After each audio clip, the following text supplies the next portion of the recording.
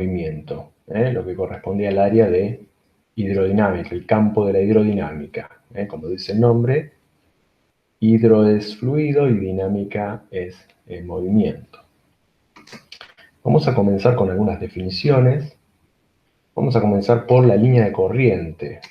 Línea de corriente se define como la curva tangente a los vectores de velocidad en cada instante. Como vemos acá, básicamente la línea de corriente es la trayectoria de cada elemento de fluido. Y acá vemos los vectores velocidad a ese elemento en cada punto de la trayectoria, que obviamente son tangentes a la trayectoria. Después vamos a ver lo que se llama tubo de corriente. Es una superficie imaginaria en forma de tubo que encierra a un volumen de fluido que se está moviendo de forma tal de que no hay fluido atravesando dicha superficie. Eso sería como una especie de caño imaginario por donde se mueve el fluido. Para esto necesitamos un fluido laminar. Después tenemos lo que es flujo estacionario. El flujo estacionario es cuando las variables dinámicas del fluido, tales como presión, velocidad, están también con su dirección, y la densidad no cambian en el tiempo. No debe entenderse esto como que el fluido está quieto. Estacionario significa que las variables dinámicas no están cambiando en el tiempo.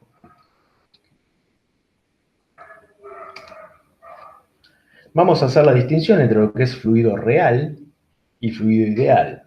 El fluido real pierde energía al moverse y fluir, y el fluido ideal lo vamos a considerar como incompresible y sin viscosidad, que es el frotamiento interno entre las moléculas, que vamos a ver sobre la última parte de esta presentación, de esta clase.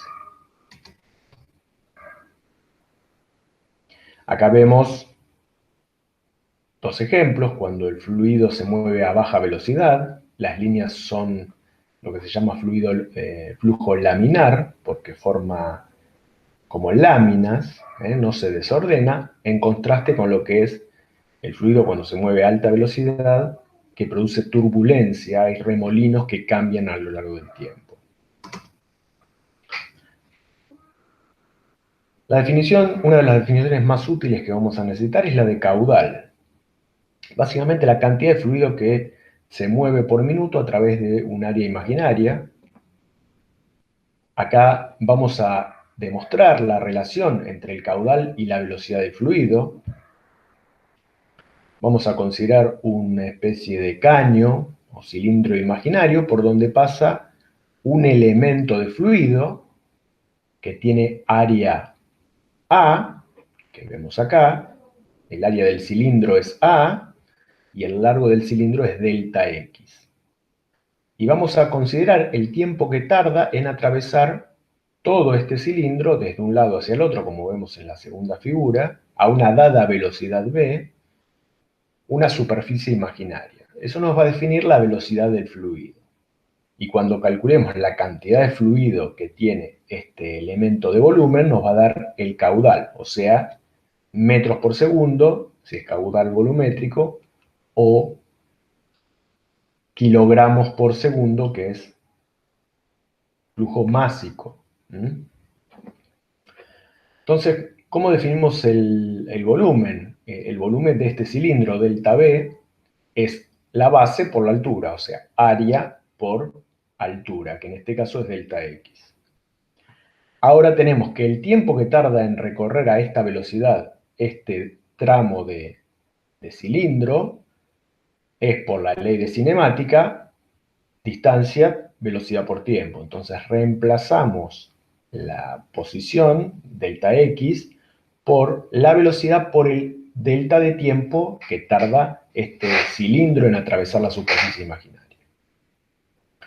Lo mismo es con la variación de masa, con el delta, en vez de delta de volumen, delta de masa. Multiplicamos al delta de volumen por la densidad y ya obtenemos la cantidad de masa de ese elemento de fluido. Y entonces, viendo la ecuación de arriba, multiplicándolo por delta, tenemos lo mismo, delta por área por velocidad por delta t. Entonces tenemos la definición de caudal. La definición de caudal es la variación de masa respecto al tiempo, la caudal. Sería el caudal másico. Reemplazando a delta m por lo que tenemos en la ecuación de arriba, delta m es delta minúscula por a por velocidad por delta t, lo reemplazamos acá, simplificamos delta de tiempo y nos queda la definición, la ecuación de que el caudal másico es delta por área por velocidad. Sacando delta, nos quedamos con el caudal volumétrico, área por velocidad.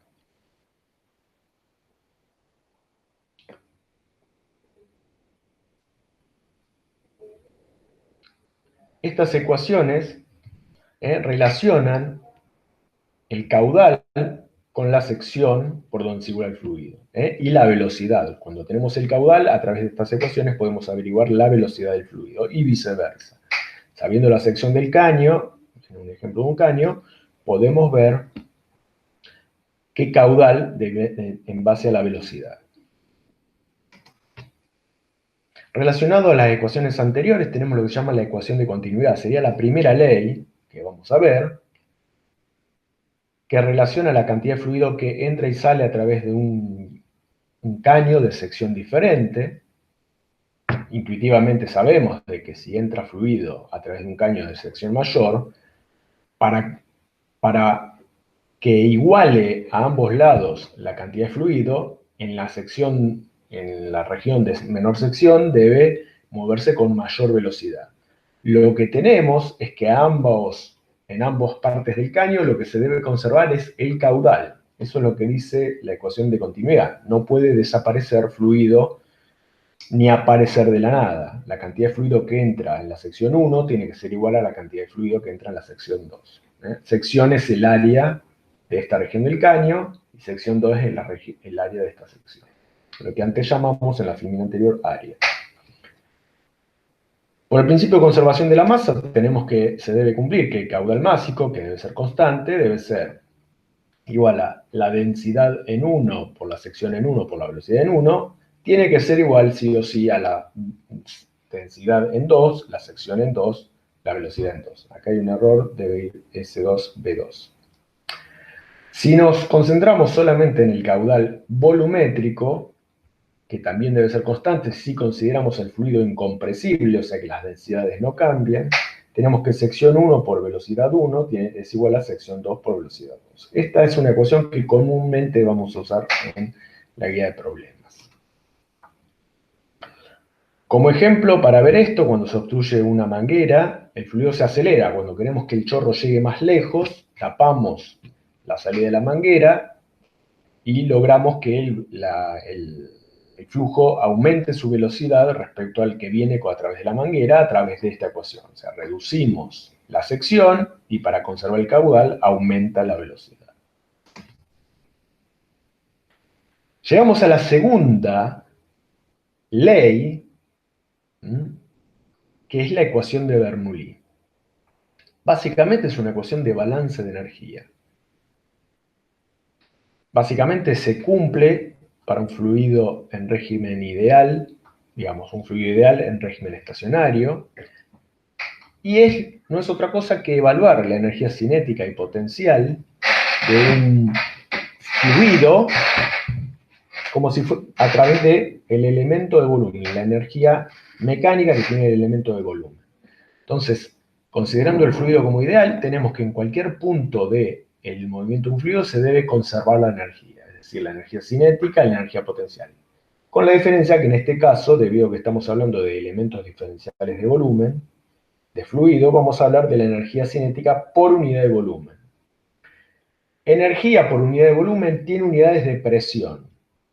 Entonces, esto correspondería a una presión que se produce a través de la energía cinética y esto como una presión que se produce a través de la energía potencial.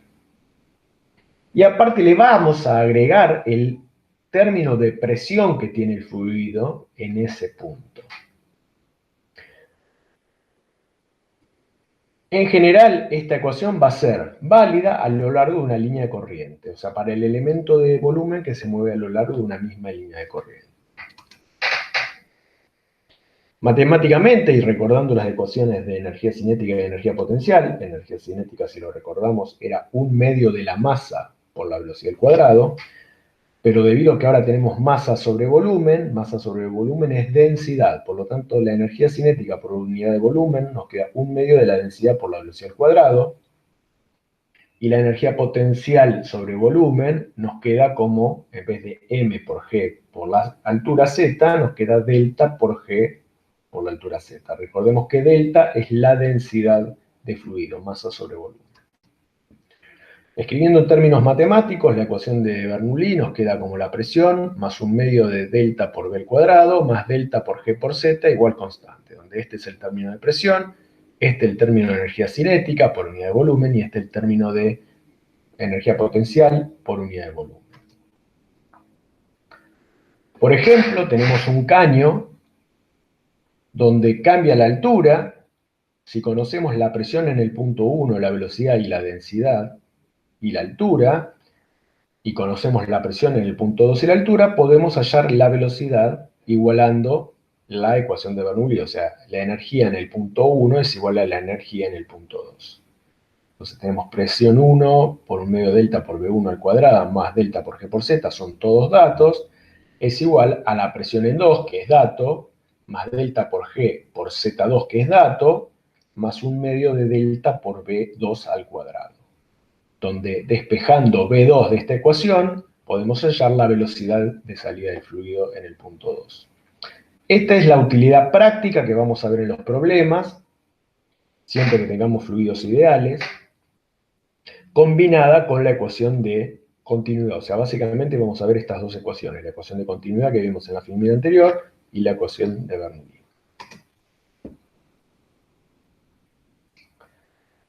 Mientras el fluido no presente turbulencia, la expresión de la ecuación de Bernoulli se mantiene constante para cualquier punto de fluido y no solo a lo largo de una línea de corriente.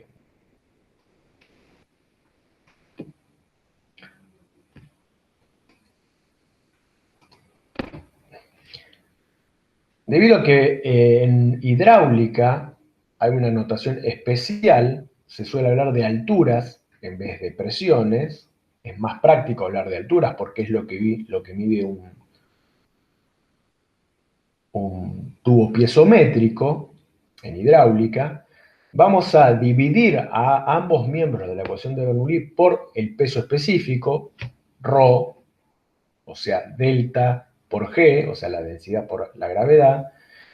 Entonces, dividiendo por ρ, por el peso específico, a todos los términos de esta ecuación, obtenemos la expresión, lo que se llaman cargas. A la presión la vamos a llamar carga de presión.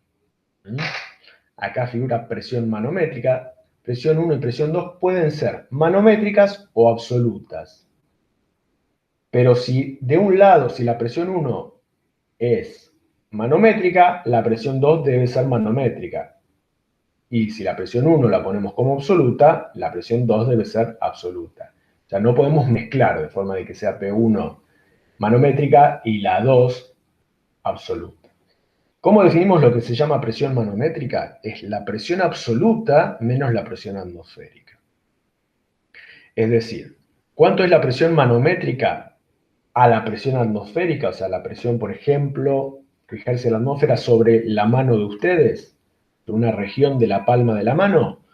¿Cuál es la presión? Bueno, la presión absoluta es la presión que hay, es la atmosférica, porque dentro de la atmósfera terrestre estamos sometidos a la presión atmosférica. Cuando lo calculamos de acuerdo a la definición de presión manométrica, nos da que la presión absoluta, que es la atmosférica, menos la atmosférica, nos da que la presión manométrica en cualquier punto dentro de la atmósfera terrestre es 0, a no ser que haya un exceso de presión. Eso sería la presión manométrica. Lo que mide un manómetro o un tubo piezométrico es la presión manométrica, no la absoluta. Eso debe quedar claro. Entonces, la presión manométrica la presión manométrica sobre ρ se llama carga de presión y le vamos a llamar H sub P porque es una altura. Después lo vamos a aclarar mejor. El segundo término se llama carga de velocidad, o H sub V, y resulta de haber dividido por delta por G, nos queda B cuadrado sobre 2G. El último término, delta por G, que es el peso específico por Z sobre el peso específico, nos queda solamente Z. Este es el único caso, se llama carga de altura, es el único caso donde tiene un significado concreto y no abstracto. La altura realmente es la altura a la que está el fluido en ese punto. Se llama H sub G.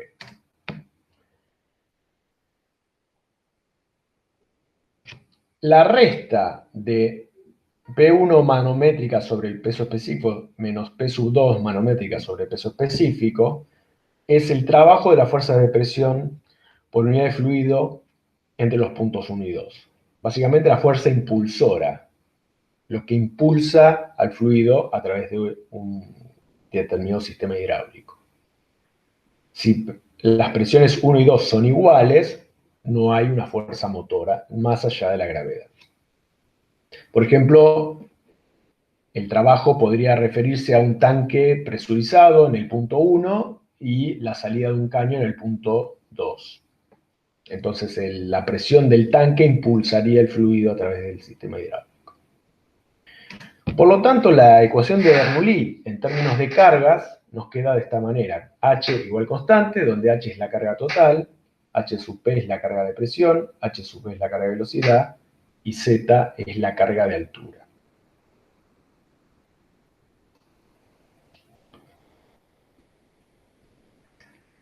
¿Qué son las líneas de nivel piezométrico? Las líneas de nivel piezométrico son las alturas a las que llega un fluido en lo que sería un piezómetro, básicamente un cañito puesto en la tubería. Entonces, debido a estos términos de la energía que vimos en la ecuación de Bernoulli, de acuerdo a la velocidad del fluido y la presión, o sea, básicamente de acuerdo a la energía del fluido en ese punto, el piezómetro, el agua o el líquido llega a cierta altura. Vamos a llamar línea de nivel energético, LNE, a la energía total del fluido, o sea, a la suma de todas las alturas que vimos en la ecuación anterior. Y línea de nivel piezométrico, o sea, la altura a la que llega el agua, teóricamente, en un piezómetro a todo punto de la cañería, la línea punteada verde, línea de nivel piezométrico. Entonces, analizando este gráfico, si consideramos que es un fluido ideal que no pierde energía, la línea de nivel energético va a ser constante. La altura de esta línea no cambia. Si se perdiese fluido, se perdiese energía a lo largo del trayecto, la línea de nivel energético no sería constante, sino que iría bajando. Entonces, asumiendo que tenemos altura cero, las cargas que tenemos son las cargas de presión y las cargas de velocidad. Tenemos que en la parte más angosta del caño, el piezómetro llega a una menor altura, o sea que tiene menor presión, lo que esto nos está indicando esto, que nos tiene menor presión. Para que se conserve la energía, tenemos que tener mayor velocidad. Al contrario de lo que pasa acá. Acá hay mayor presión, menor velocidad. Como es lógico, en la parte más angosta, donde se estrangula el caño, hay mayor velocidad. Y lo que dice la ecuación de Bernoulli, que debe haber menor presión. Entonces, como conclusión, es que cuando el fluido fluye a mayor velocidad, baja la presión. Un ejemplo de esto es el ala de un avión.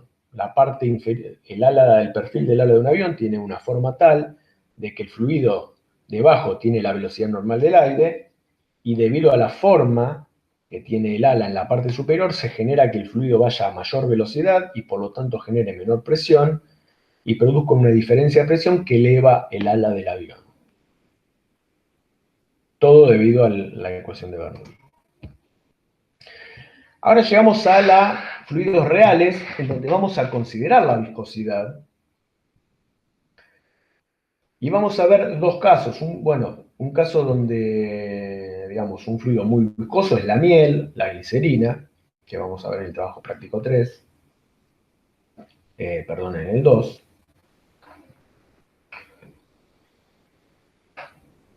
Entonces vamos a analizar básicamente dos casos. El caso de un fluido viscoso dentro de un sólido, o sea, un fluido como la miel o la glicerina moviéndose dentro de una cañería. Y después vamos a analizar el otro caso, que sería el sólido moviéndose en el seno de un fluido, que sería un objeto moviéndose dentro de un fluido viscoso, un vehículo, un avión, un submarino, o como vamos a ver, la ley de Stokes, que es una bolita que cae dentro de un fluido viscoso. Entonces la viscosidad va a ser un parámetro que tiene que ver con la resistencia interna del fluido al moverse, que genera pérdidas de energía. En este experimento mental, donde desplazamos a dos placas en las cuales hay un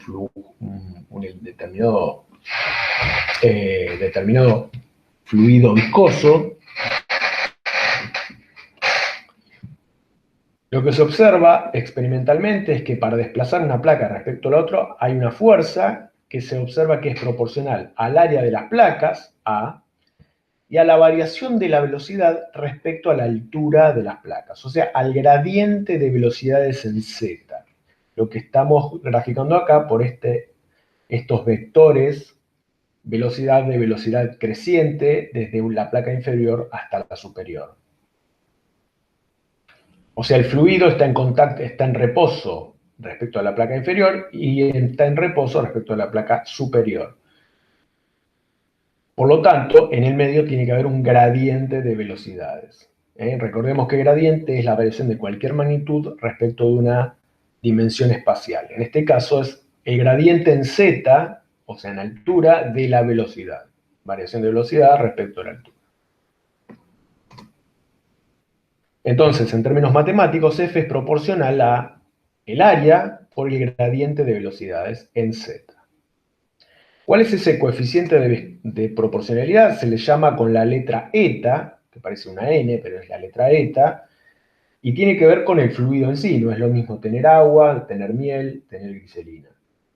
Esa constante es el coeficiente de viscosidad y depende de cada fluido. Entonces F es la fuerza que hubiera que hacer para desplazar las placas, A es el área de las placas, delta B sobre delta Z es el gradiente de velocidades, y eta es el coeficiente de viscosidad dinámica. Nos dice básicamente qué tan viscoso es el fluido. Se observa experimentalmente que para un gas y para un líquido el comportamiento de la viscosidad es diferente.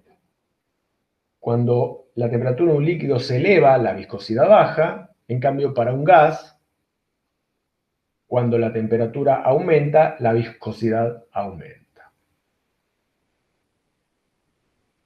Las unidades de viscosidad es el Poiseuille o poids, en el sistema MKS o CGS. Sale de la ecuación anterior despejando la viscosidad, nos queda fuerza sobre área sobre gradiente de velocidades, o sea, newton sobre metro cuadrado, metro sobre segundo para la velocidad sobre metro. Simplificando, nos queda que es pascal por segundo o kilogramos sobre metro segundo. A esta unidad se le llama el Poiseuille.